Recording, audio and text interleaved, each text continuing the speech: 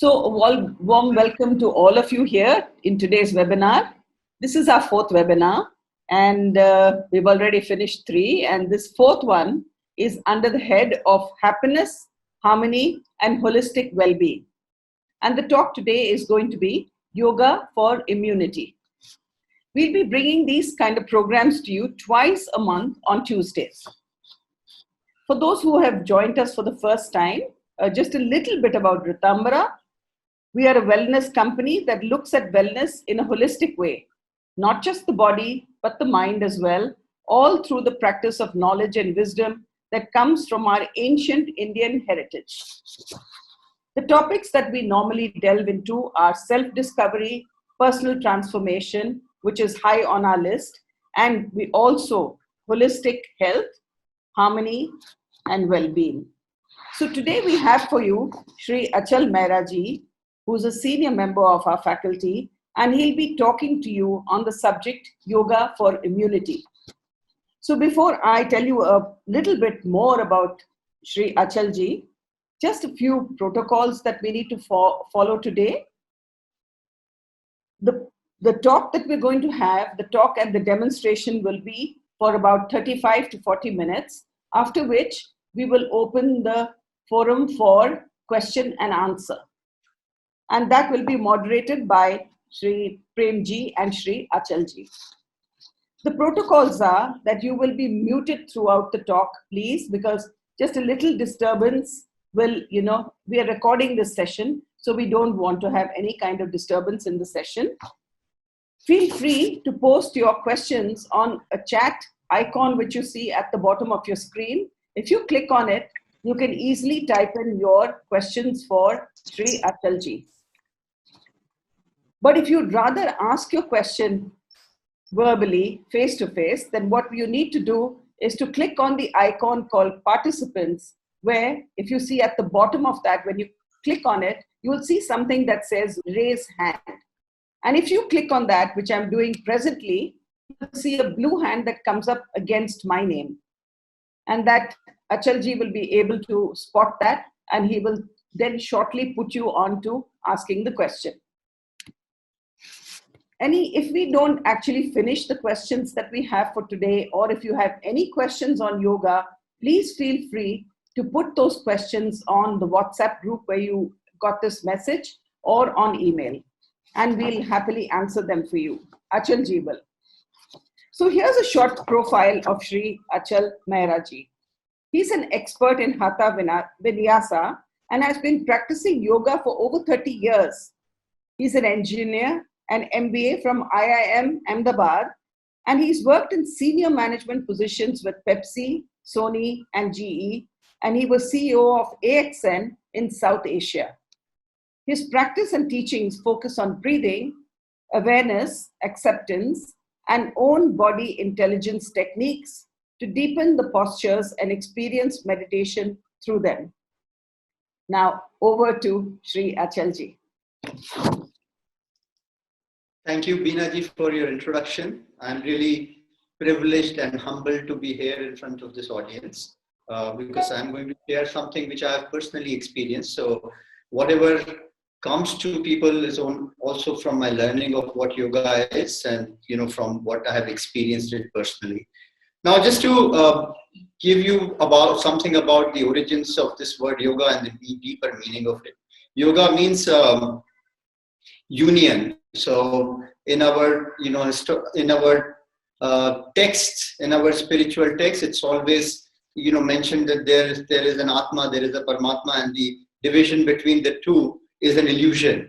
So yoga is something which dispels the illusion between what is your personal energy and what is the universal energy, and that union is what yoga is. And yoga, the quintessential definition of yoga is given by sage Patanjali, who says yoga chitta vritti nirodham. Yoga is the stopping of the activity of the mind. And one would observe when the activity of the mind stops, the concept of I, me stops, the concept of time stops, and that's when you feel in union with everything around you. So that's what the practice of yoga is, but it also works on various dimensions of our being. We have a physical dimension, which is the most basic dimension that we identify ourselves with.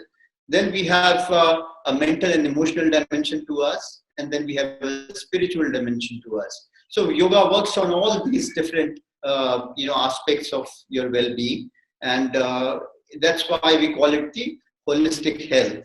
That the body is psychosomatic. Whatever we do with our physical body influences our mind, and whatever we do with our mind influences our physical body. And an integrated approach to work on both these aspects, or all these aspects, is what yoga is all about.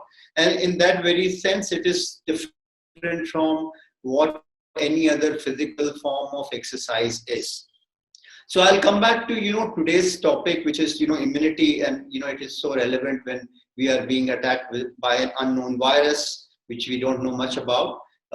What we can do about helping fight with this virus is our own physical body. I mean, if we have good immunity, we can fight with it. We can't change our luck, we can't change our DNA, we can't change our age, but we can change the fighting capability of the body to fight with any kind of attack that the body has from a virus. And that's where the importance of immunity comes to the forefront. Now, in terms of some of the major systems of the body which impact our immunity are, one, three systems, out of all the other systems, the three systems are very important. One is the respiratory systems, because the respiration, the job of the respiration is to take oxygen to about 50 trillion cells in our body. And we breathe very suboptimally. You would have observed that whenever we breathe, we are just breathing from the top of our lungs, and our chest comes up and down. But if you have observed how the kids breathe, you would observe that the kids are breathing from the movement of diaphragm, which is right from here. The moment this significant change happens, you're changing the usage of your lungs to go up to about 60 to 70%. Otherwise, when you're breathing only from here, you are breathing very suboptimally, using about 25% capacity of your lungs. So one free facility that we have to take in the oxygen, we use it very suboptimally. So that's why there is so much of focus on breathing in yoga, because the moment you start to breathe more deeply, and the exchange between the carbon and oxygen inside the body happens, and the body gets refreshed with more oxygen. The cells then use this oxygen to generate more energy, and also the rest of the systems depend upon that. Secondly, we come to the circulatory system, because then obviously one way of reaching energy or oxygen to the body is through the breathing, but the other way is also through the bloodstream itself. And because if your circulation is not good, then your body is working again very suboptimally, and you are not able to provide oxygen to the cells of cellular level, at the cellular level. And then the third system, which is there in the body, which also is very important, is the lymphatic system, or what we call the immune system. So lymph, unlike the blood, which is pumped through the body but with the help of heart, lymphatic fluid, which is there in between all the cells of the body, and which is doing the work of fighting the microbes, and also carrying away the toxins from the cellular level, and also the debris from the cellular back into the bloodstream. That lymph does not move on its own, and that's why it needs help to move. And our physical movements, the muscular movements, the contractions of the muscles and the relaxation of the muscles, work on the different lymphatic regions in the body, and they help to improve the lymphatic flow, and also the draining out of the lymphatic fluid. So what I am going to work on today, or what I am going to demonstrate today, is how can we work on some of these systems that we talked about, and how it impacts. And this is what impacts our immunity. I can tell you with my personal experience that I've observed in my own physical body that the practice of yoga has helped me immensely. Fighting off infections, and remaining healthy.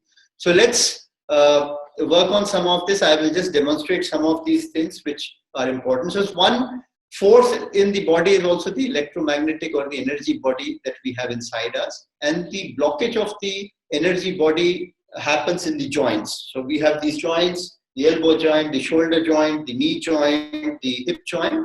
And when we wake up every day in the morning, the joints are usually blocked, and that's where the energy flow in the body is not proper. So anytime we start a yoga session, what we call in the yoga parlance, Sukshma Vyayam, that is something which we need to start with.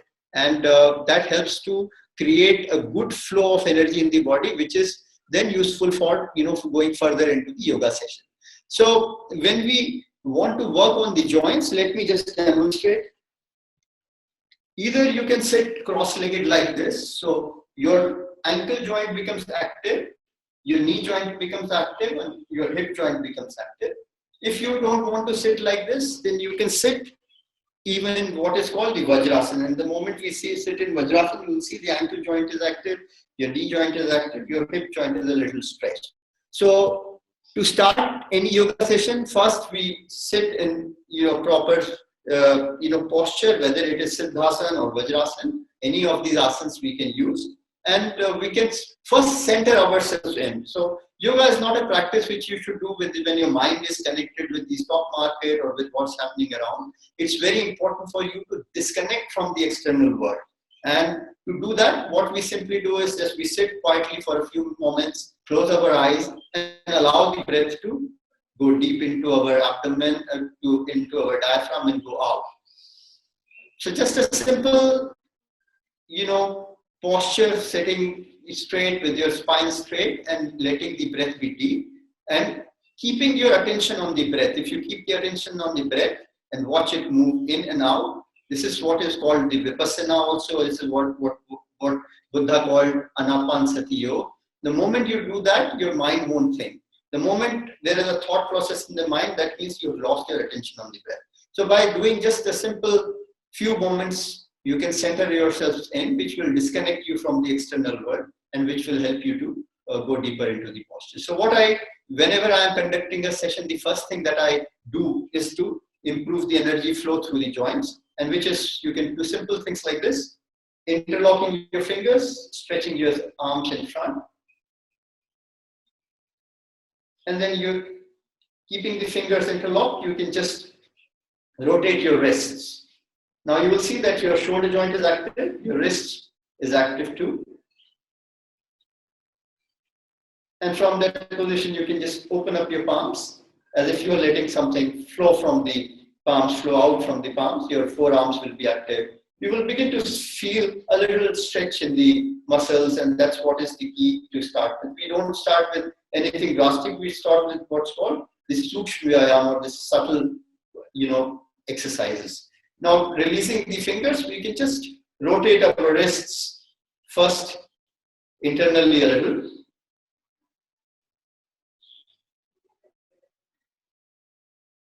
And then from there, we can rotate the wrists externally.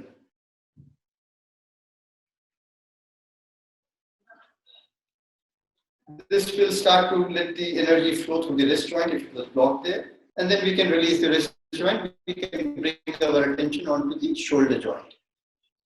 Holding the shoulders in your palm, just stretch the elbows backwards and just do some external rotation with your shoulder joint.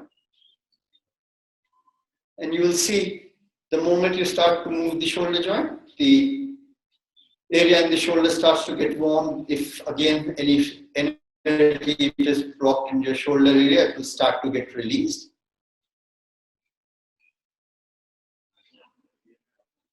So this is what is called Sukshma Vyayam. We are working on and then you can rotate the shoulder internally. So you just reverse the direction of your shoulder movement, and you just rotate the shoulder internally. Yes, excellent.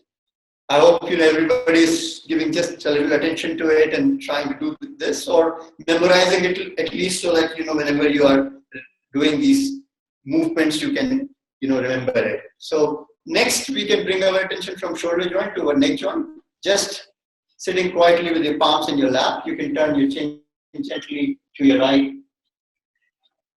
Just feel that stretch on the left part of your neck.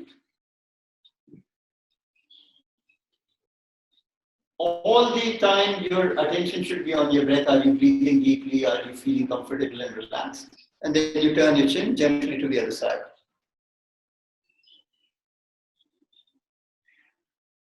Just a little work on your neck joint. And then you can bring the chin to the center again and drop it gently to your chest. You'll feel that the muscles at the back of your neck are stretching. And then you bring your attention to the front of your neck, and then you lift the chin up.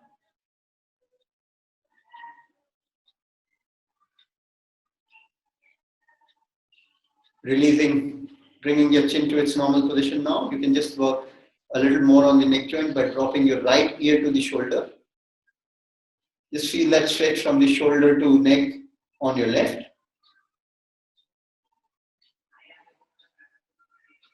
And then you can move the other way.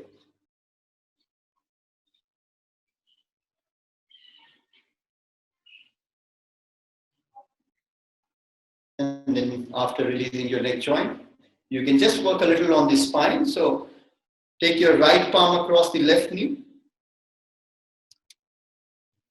The right palm across the left knee, the left palm goes behind your spine, and you twist sideways.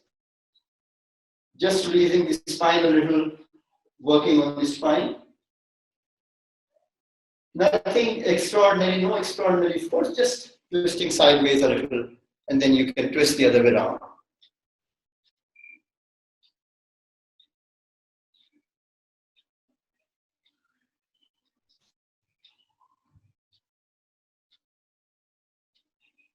So this was a little demonstration on how to start a yoga session. And when you are starting a yoga session, typically, anytime, any kind of yoga session, whether it's a hatha yoga or vinyasa, which is more flow, you can always start with this, because this helps you to kind of warm up your joints. Without warming up the joints, it's not advisable to go into deeper postures. So I talked about one, this is just the energy flow, and then we talked about the respiratory system and how the respiratory system again helps to energize the cells and how it. So I will now demonstrate two pranayams which are actually working on improving the flow of oxygen into the body, and therefore providing us with more energy, more life force. Pranayam means the expansion of prana. So the prana is our key energy which is coming in through the breath. So let's first, and the easiest and the most well-known is the Anulom Vilom. So in this pranayam, we breathe in from one nostril and we hold the breath inside for as long as we can, and then we release the breath from the other nostril. Now, what is the importance of holding the breath inside? The moment you hold the breath inside for a longer time, in the lungs there are these small structures or surface which is called alveoli, through which the oxygen goes in and the carbon comes out. The longer you hold the breath inside, the deeper is that exchange between oxygen and carbon. And then that means the longer you hold, the faster you feel energized inside, because the faster is the replacement of oxygen inside. So that's why in Anulom Vilom, what we do, we first inhale, then we hold the breath in, and then we exhale. Now, some systems of pranayam say that breathe in for 4 counts, hold for 4 counts, breathe out for 8 counts, something like that. It's not important. I think what everybody's lung capacity is different. So you should take a breath in which fills in the lung fully, and you should do it with the movement of your abdomen. So I will demonstrate. When you breathe in, you can, for simplicity, you can just put 2 fingers on the forehead, use 2 small fingers to block one side of the nostril and thumb to block the other side. So first you block the nostril with 2 little fingers and take a deep breath in.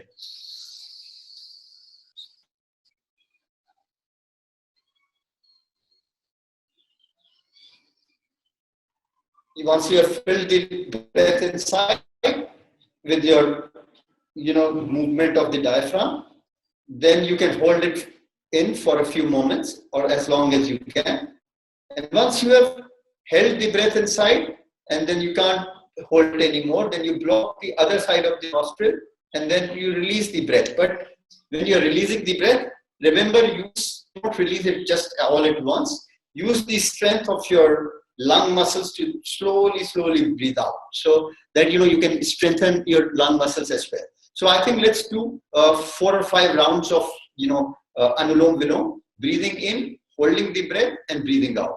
And since everybody has a different capacity of lungs and counts, you can use whatever. So let's do it for another 2-3 minutes. Just this exercise of energizing ourselves with anulom vilom.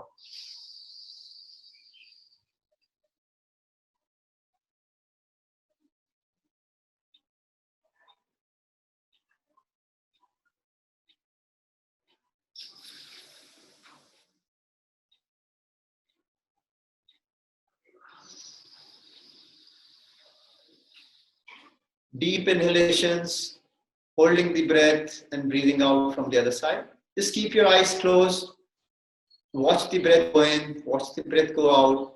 Every movement of the body, every movement of the breath, we can actually be aware, more conscious, and we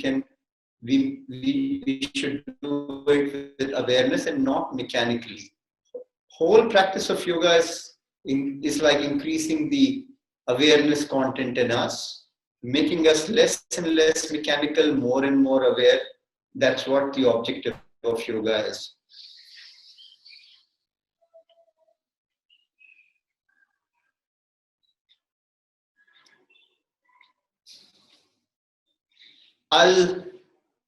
This is something which you can experience in yourself. The moment you do it with a quiet mind for about 5 minutes, you will experience, a change in your energy level, a change in the gestalt inside us. You will feel more calm, you will feel more refreshed and energetic. It's a very, very simple thing. You can do it at any time. You can be sitting in a car or working in an office, and you can just take some 2-3 minutes out for yourself and do this. See, and the moment you become more quiet, so why I say that there is a linkage between the breath, the linkage between the mind, breath, and body, is that you would have observed it yourself. That whenever you are sitting, let's say by the side of a water body like a sea or a river or a pond or under a tree, you will find that close to nature, you feel automatically more and more calm. And the moment you are more calm, you will see that your breathing becomes more deep automatically.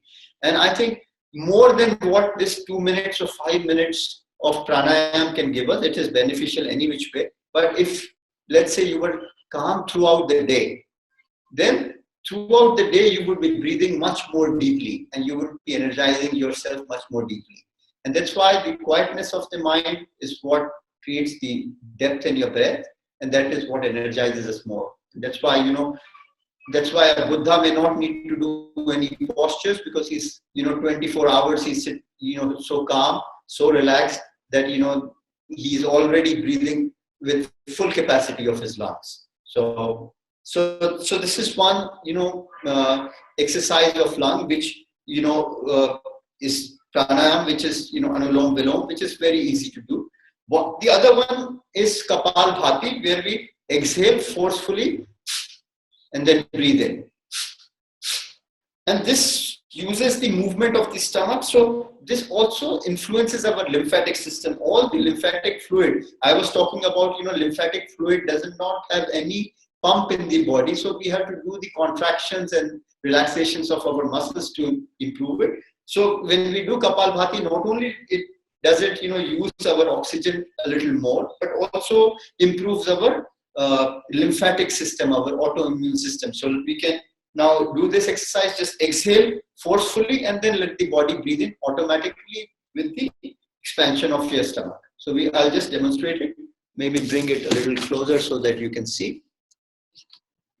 So it's like forceful exhalation, and you can see the movement of my stomach is, when I breathe out, it goes in, and when I let go, it expands. So let's do it for a few rounds, maybe 10 times counts and 3 rounds of each. So let's do this Kapalbhati for now.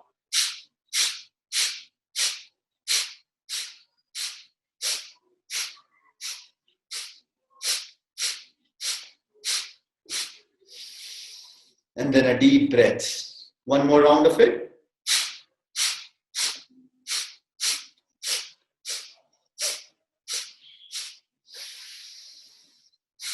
This you will see will start, creating more and more heat inside the body, more energy inside the body. You will even feel a little bit of sweat breaking out. So if you do it for a longer time, you will even be able to feel that, the body is working out. There is sweat building in. So this is, to do respiration, but again, breathing is an all-time activity. So one is, of course, whenever you can do it specifically, during a yoga session, like you sit and you do Anulom Vilom and you do Kapalbhati. But apart from that, whenever you are conscious, just take deep breaths, hold it and breathe out, normally, whenever you can do it without, doing it like this. So that will also help you to energize the body much more. So here we are with, so when we started our yoga session, I told you about the movement of energy through the joints, and now through respiration, just improving the oxygen intake. I will now take you through what is called and what is the most well-known vinyasa exercise, which is called the sun salutation. Now, sun salutation is 12 postures. I will not advise, if you're not in a position to do it, I will not ask you to do it. I will just demonstrate to you. But I will just show you that, the different positions of the body in this sequence are designed in a way that it improves it's a very good cardio. In fact, there have been some studies which have shown that this is probably the best kind of cardio that you can get. In every round of sun salutation, you burn about 12 calories. So if you're doing, let's say some people are doing 100 rounds of sun salutations, you're actually burning out about 1200 calories. That means, people who do 100 rounds can actually lose about 1/3 of a kg in one session. So that's how effective it is as an exercise. And I will demonstrate to you now what is the traditional and classical sun salutation. I don't know if the video will be good enough.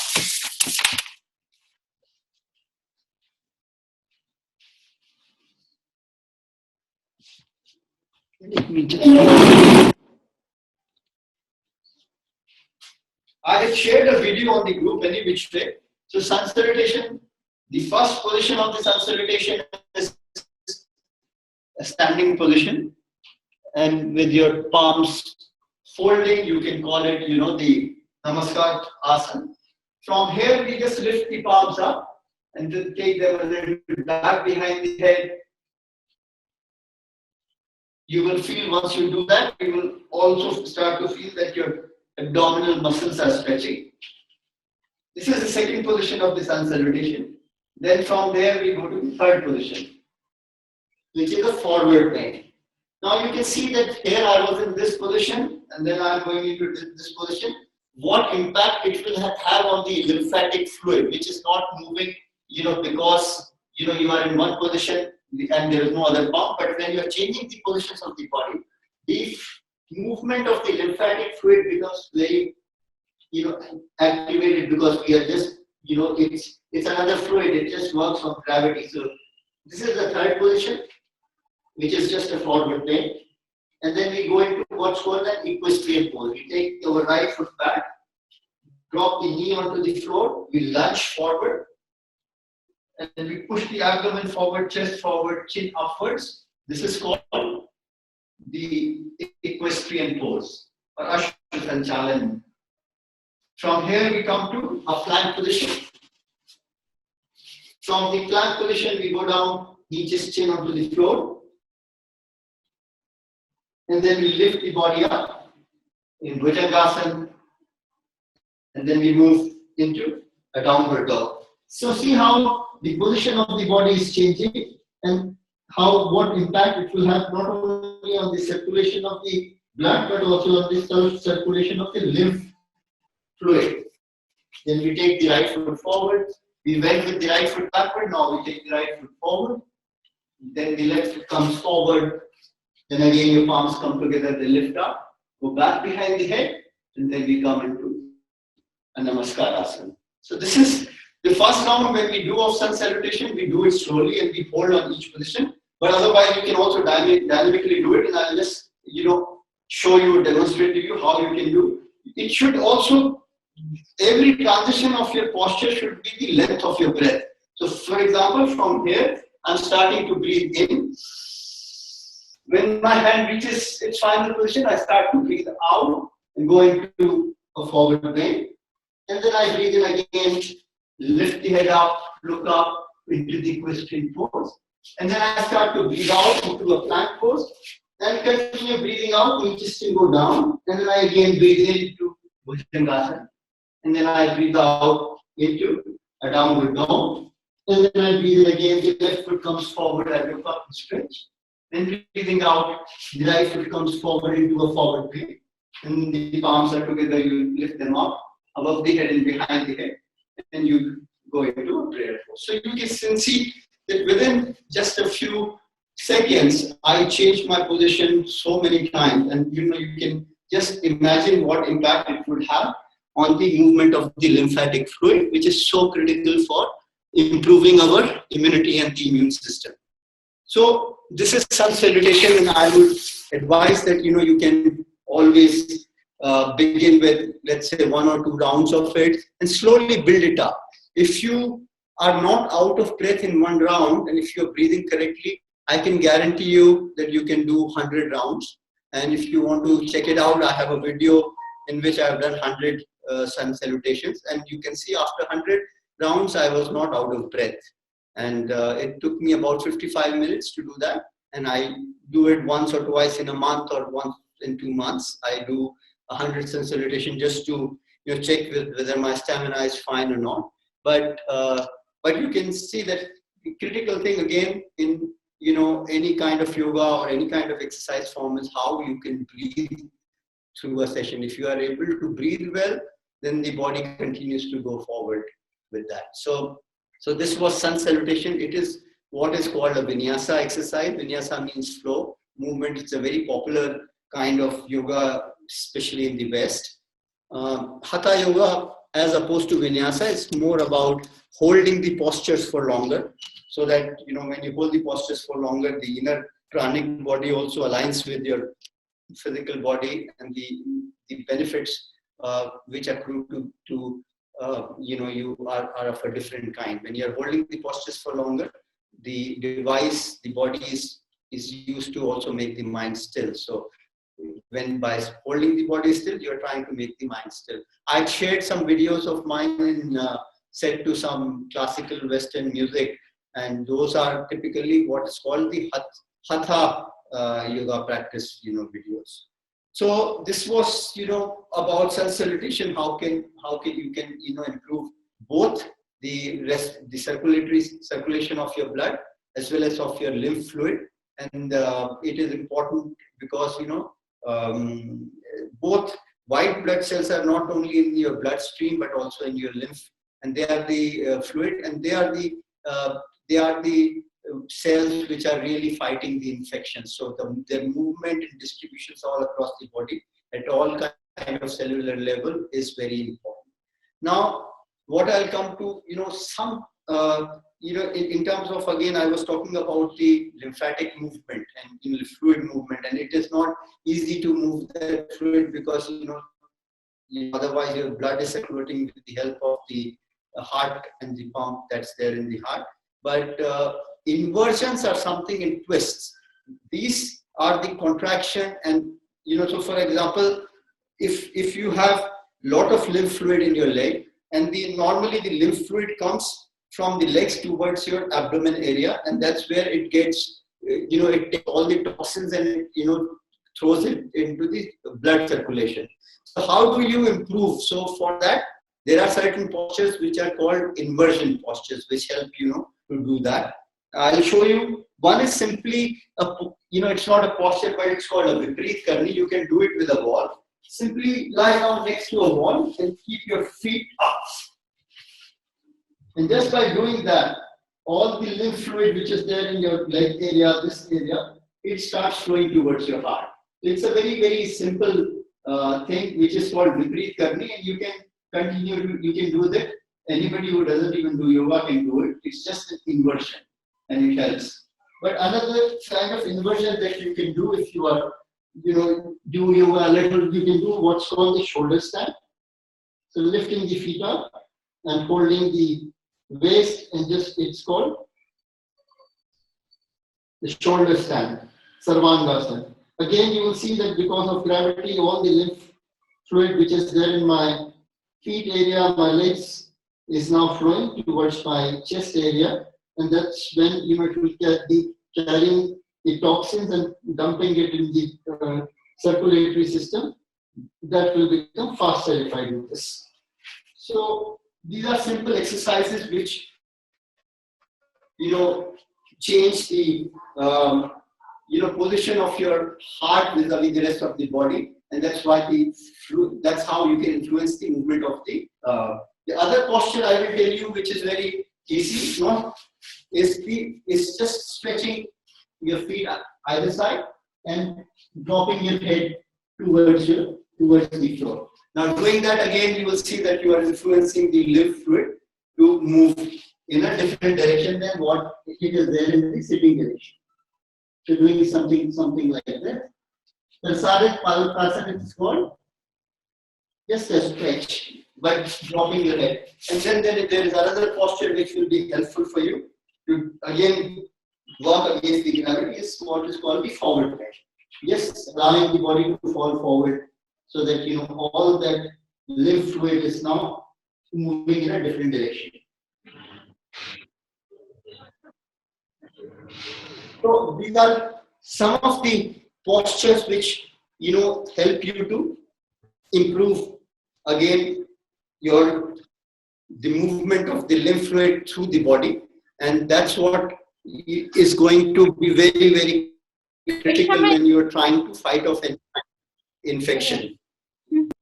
So these are some of the simple things that I had in my mind to share with you.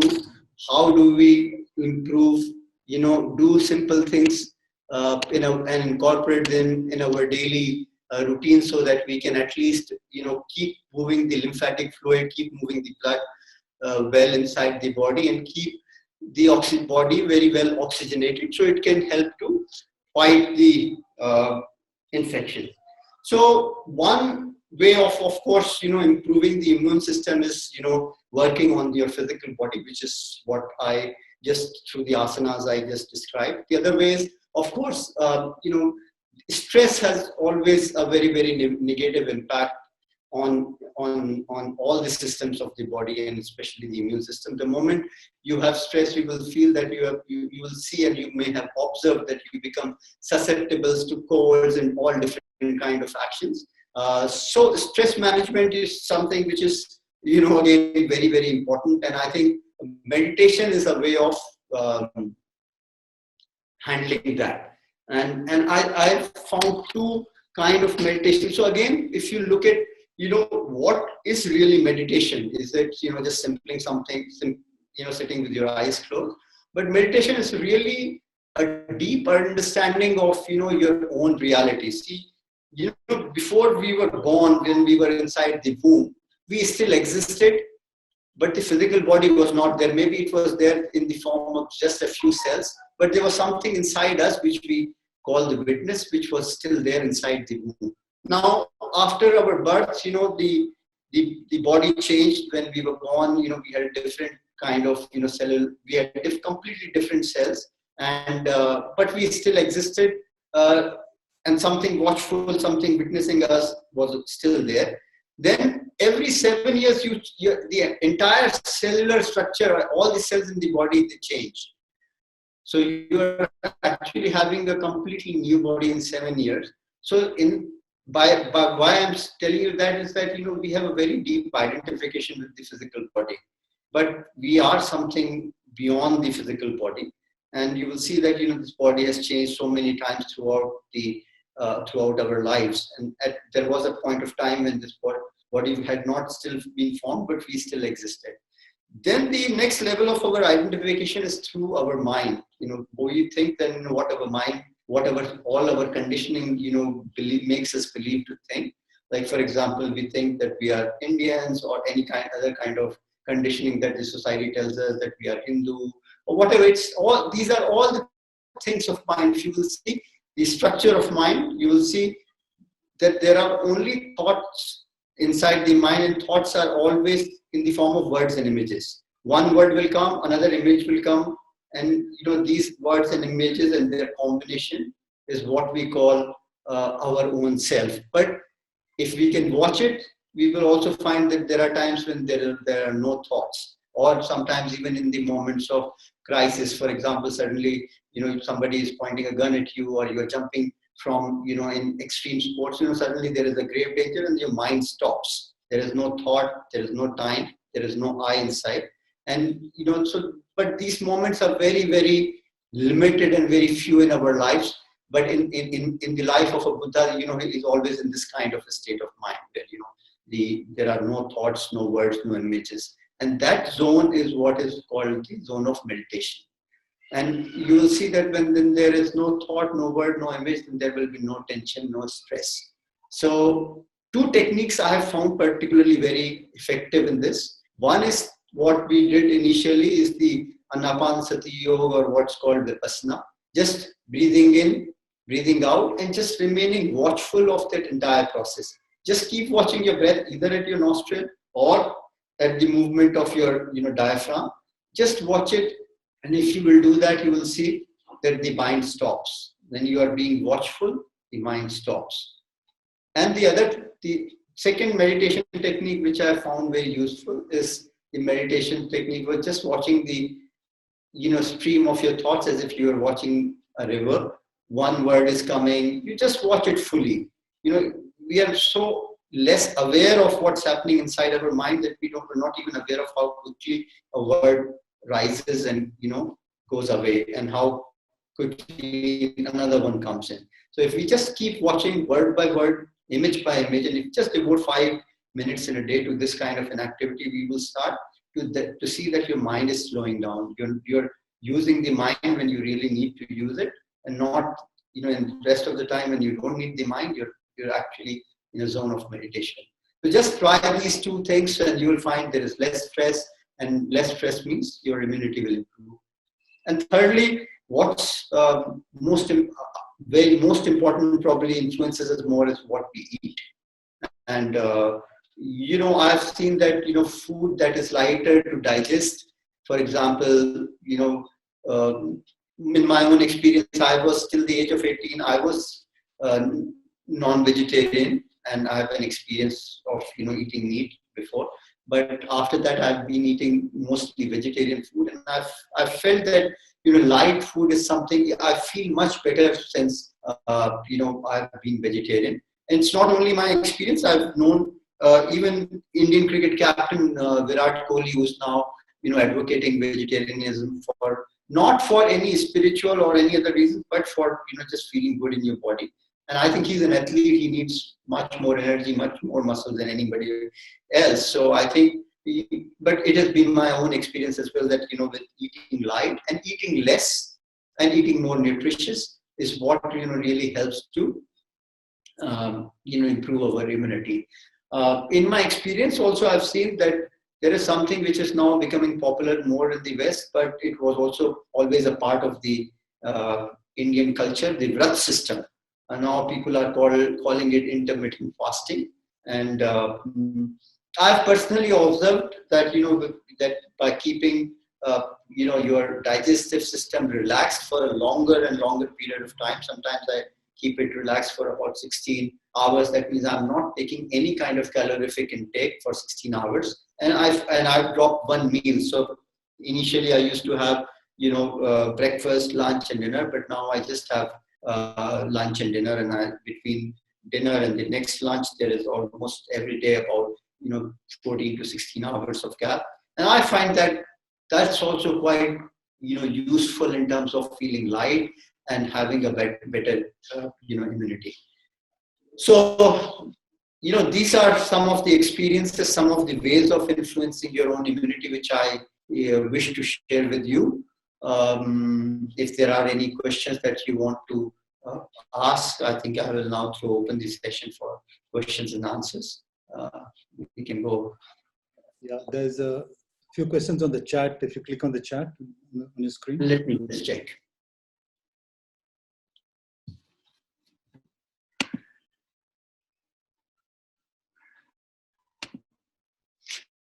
Can you read it out for me? I'm not able. Okay. How do you manage autoimmune disease with yoga? You talked about children that they breathe fully and adults don't. Do you think it is the stress of life that makes us adults take shorter, shallower breaths and therefore lesser energy?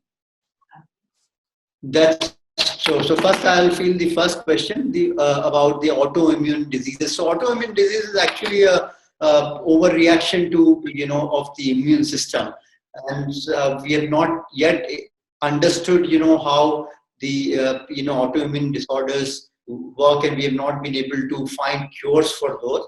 But I think the moment if you keep your system active and you make the lymphatic fluid move better, I think the overall response of the body will be better. So I think that's what my knowledge about autoimmune diseases is. I don't know much more about it, and nowhere am I claiming that I can replace what doctors advise here. So for certain kind of diseases, we should use yoga only as a supplement to it, but we cannot avoid the proper medication which is required in those. Yes, the second thing that you talked about, children, there is a very famous saying by Jesus: only in the kingdom of God, only children will be allowed. Literally, children he meant people who were, like children. And if you see what children are, they are always in the moment, and they are always in the moment because, they are not thinking about the future. And when we actually teach them to become adults, we teach them, what to be in 10 years from now, 20 years from now. Robbing, which is also very important from a societal point of view, but from a personal point of view, I'm not very sure how, what it does to us. So we lose the entire ability of ours to live in the moment, and then we are chasing some kind of a future which is always elusive. So yeah, I think children are naturally more, if you would have seen, they are more natural. They are, always in the moment. One moment, you say something to them, and you scold them, but I think in 5 minutes from then they will be again loving towards you. So they don't keep things in heart, and I think that's why they are naturally, more stressed. And you will find that children are. That's why you will find their bodies are very different. Their bodies don't have the stiffness that we have. So if our mind was like a child's mind, then it will start to reflect in our bodies as well.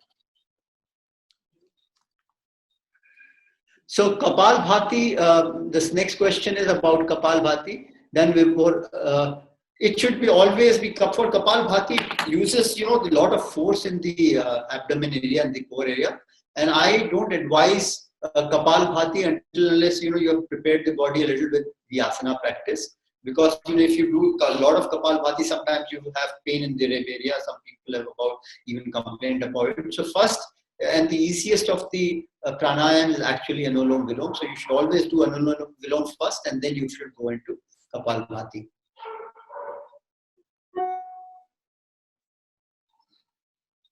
Do negative thoughts really affect immunity? Yes, because thoughts. If you will see that thoughts lead to emotions.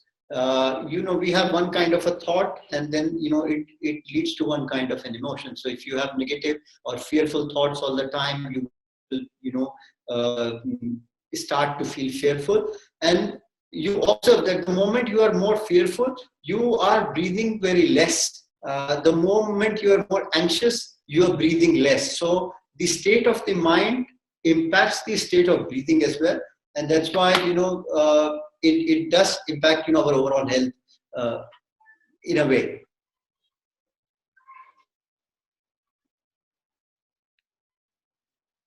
How often should you do intermittent fasting? One wants to do one only. Sorry.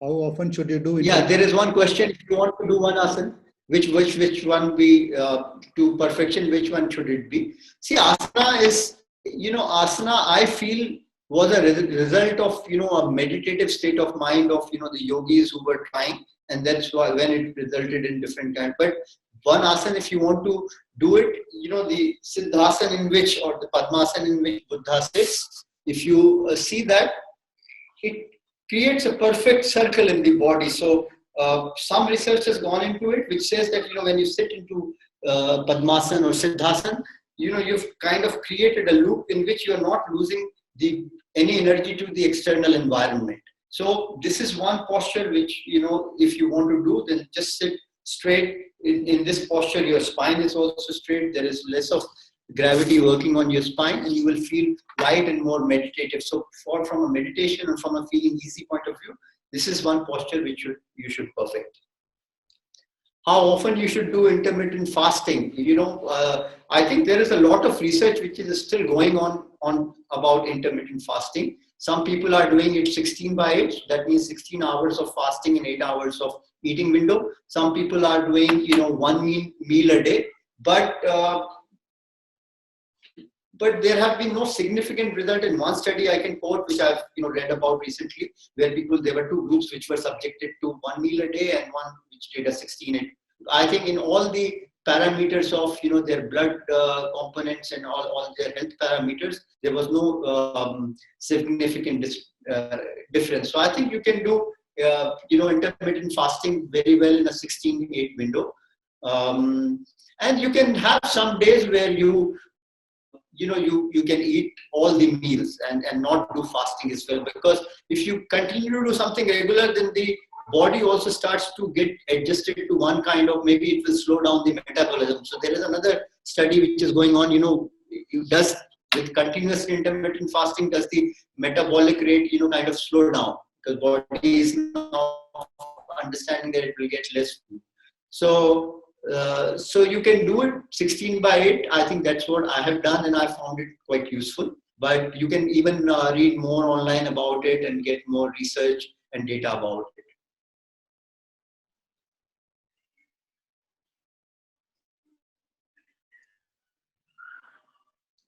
Next question. Now this dropping meals has been, sorry, there's a question on dropping meals and what, Consequences. What the consequences. Yeah. So I think it's not so much about, dropping the meals which has led to acidity. It's not, the acidity is, acids are released actually when you have food to be digested, and only then, the stomach releases acid to digest that food. When you're not eating, there is the amount of acid released in your digestive tract is less. So the intermittent fasting has been quite useful for most of the people. But if there is a case in which your doctor has found something unique about you or your constitution, I think you should follow your doctor's advice and go ahead with your all the meals.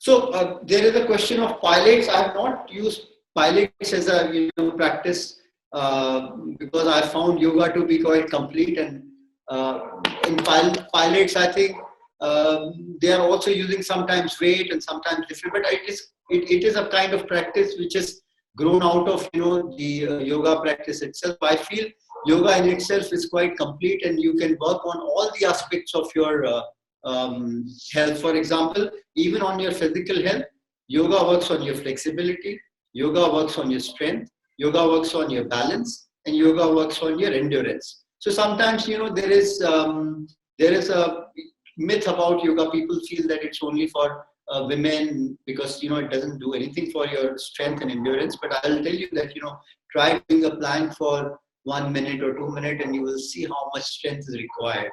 And people feel that there is no endurance in yoga, but you try doing 15 Surya Namaskars or 20 Surya Namaskars, and you will feel that even it works very well on endurance. So flexibility, balance, endurance, and strength, all the dimensions of even your physical health are taken care of by yoga. So I feel it's quite a complete kind of exercise. Any other questions, Prem? Now, how do you set up a continuous regime of doing yoga on a as a regular practice every day? Or how do you bring in that motivation? Because a lot of people start, they stop, and then there's a long gap. So there's a question: how do you set up a regime for yourself?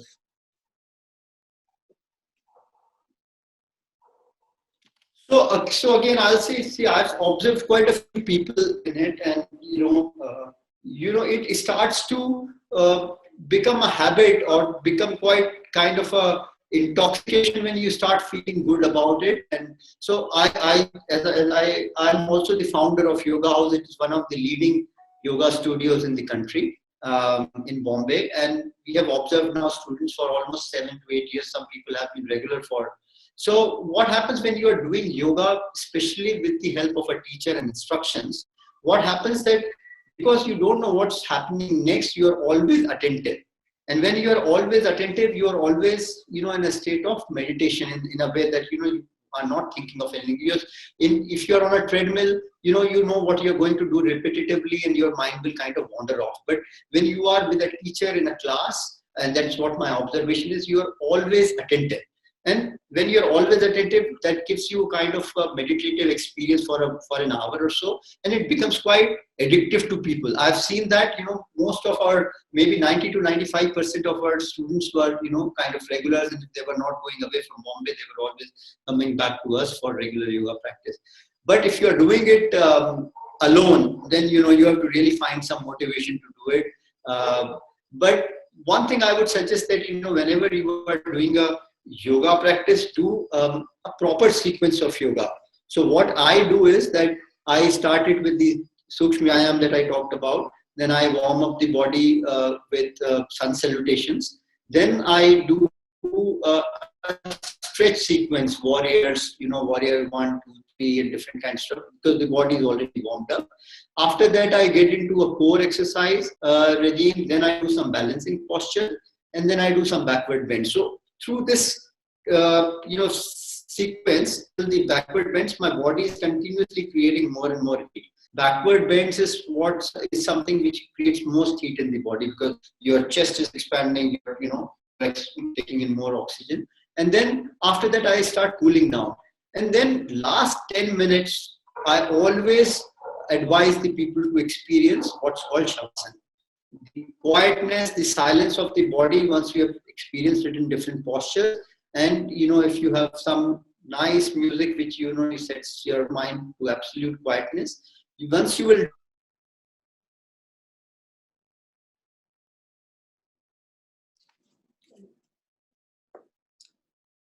I think so disconnected looks like. So I think we seem to have lost him. no, his audio is. Just can you hear me? Yes. Yeah. So I was just talking about, the meditative experience in Shavasana that you get after your yoga session.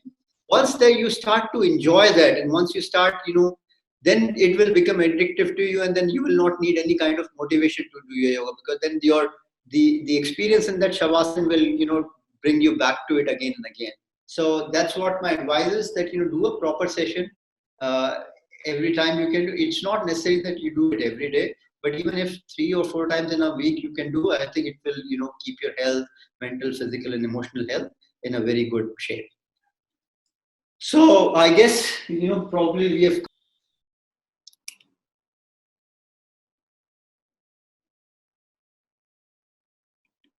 Actually, he's in a remote location at the moment, so he's out of Wi-Fi, and he's using his mobile phone data to connect. So probably, I've come to an end of what all I had to share today with you.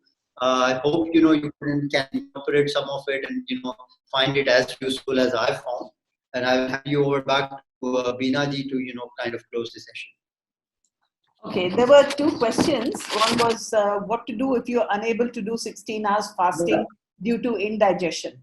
But I think you already answered that, because somebody talked about the stomach lining and a problem there. So basically, if you have a condition, then please go by what your doctor advises, is what Achilji is saying, Yeah, right? absolutely, Okay. absolutely.